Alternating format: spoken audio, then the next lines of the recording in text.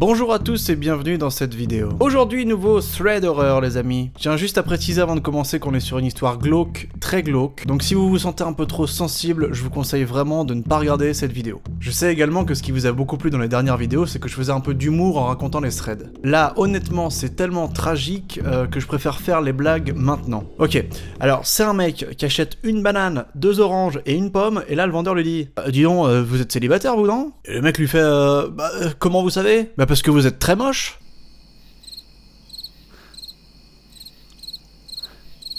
Bon si, elle est bien non? Bon, allez.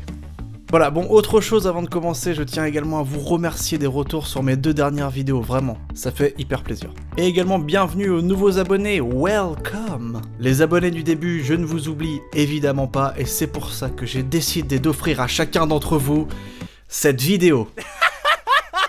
Ah, c'est déjà pas mal. Ah non, mais il n'y aura pas d'AirPods Pro, de PS5, en fait, il n'y a pas d'oseille, donc... je vous offre cette vidéo avec le cœur. Une vidéo qui sera remplie d'amour et surtout de peur.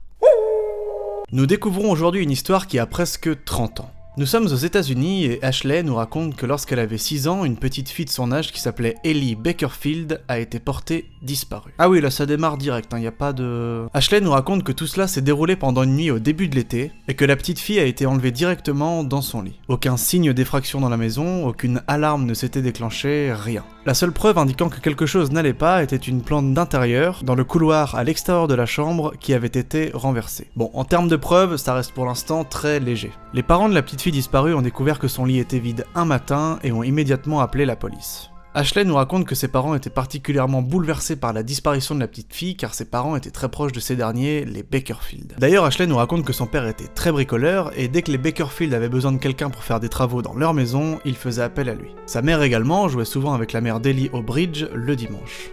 Ashley nous explique qu'elle jouait également souvent avec Ellie avant sa disparition, même si ses souvenirs se sont pas mal atténués avec le temps. Les premiers jours suivant la disparition de la petite fille se sont avérés être les plus difficiles. En effet, la police piétinait car il n'y avait pas de suspect évident, pas d'oncle effrayant, pas d'amis de la famille un peu bizarre, pas de délinquants sexuels enregistrés dans le voisinage, rien. La police a bien sûr interrogé la famille et ses proches, mais elle n'avait aucune piste. Ashley nous raconte que ses parents ont été d'un très grand soutien envers les Beckerfield. Elle est même restée quelque temps chez sa grand-mère afin que son père puisse les aider à organiser les recherches. Ashley et sa mère sont même restés plusieurs semaines vivre chez sa grand-mère. Comme elle le raconte, ils étaient en effet en train de rénover leur maison à l'époque. Ils avaient terminé le rez-de-chaussée, mais maintenant que leur père s'attaquait à la rénovation des chambres à l'étage, il était plus simple qu'elle et sa mère restent chez sa grand-mère. Comme ça, le père d'Ashley terminait les rénovations, tout en continuant d'aider les Beckerfield. Ashley nous explique que plusieurs semaines se sont passées sans que l'affaire n'avance, et que les soupçons de la police ont commencé à se tourner vers la famille d'Ellie. Les Beckerfield ont alors été placés en garde à vue, et le père de la petite fille disparue a même été interrogé pendant 6 heures. Résultat,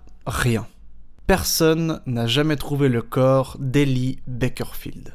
Les gens ont tout simplement recommencé à vivre. Ashley nous raconte qu'elle a aujourd'hui 30 ans, qu'elle est mariée et qu'elle est également maman d'une petite fille qui s'appelle Héloïse. Elle nous raconte qu'elle a hérité de la maison de ses parents après qu'ils soient décédés et donc qu'elle n'a jamais quitté la maison où elle a grandi. Alors, je préfère vous prévenir, on rentre dans la partie très glauque de l'histoire. En effet, Ashley nous raconte que le père d'Ellie s'est suicidé il y a quelques années et que sa mère n'a jamais voulu quitter la maison où la jeune fille avait disparu.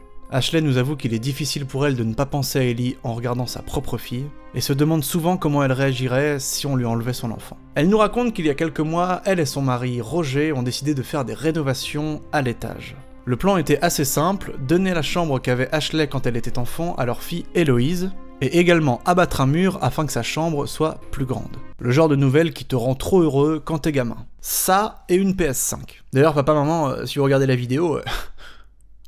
Ashley et son mari ont donc commencé à abattre le mur, et elle nous raconte qu'à l'intérieur du mur se trouvait une boîte. Une boîte en bois qui n'avait absolument aucune raison de se trouver ici.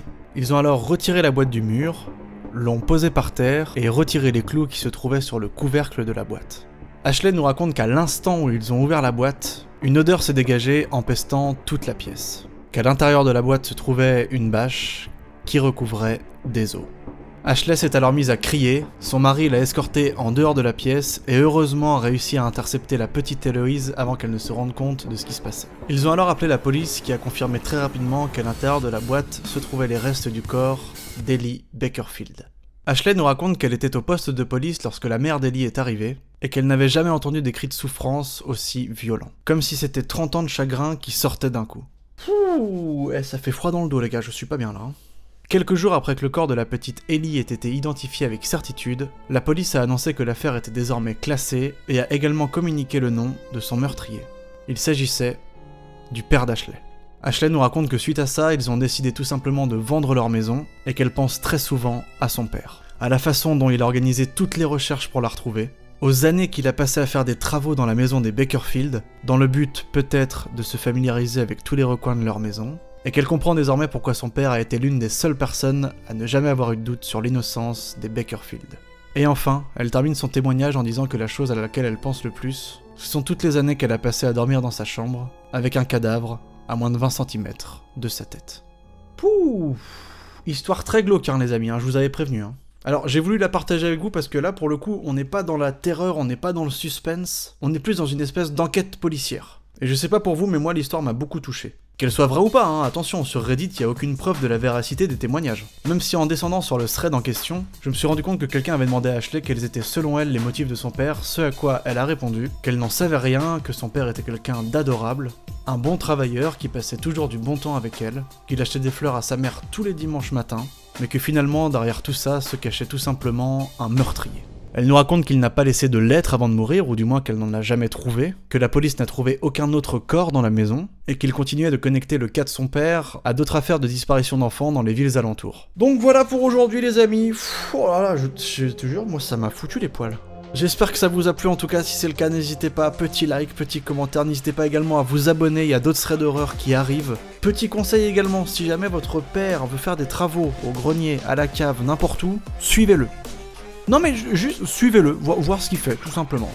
Ou alors même vous lui apportez un sandwich ou une bière, mais en surprise, tu vois, histoire de voir si tout va bien. Hein, en plus, non mais lui ça lui fera plaisir, et puis vous voilà, ça vous permet juste de... Bah, de jeter un coup d'œil quoi, juste de... Allez, je vous souhaite à tous une bonne nuit et surtout de ne pas avoir de cadavres cachés au-dessus de vos têtes. À bientôt.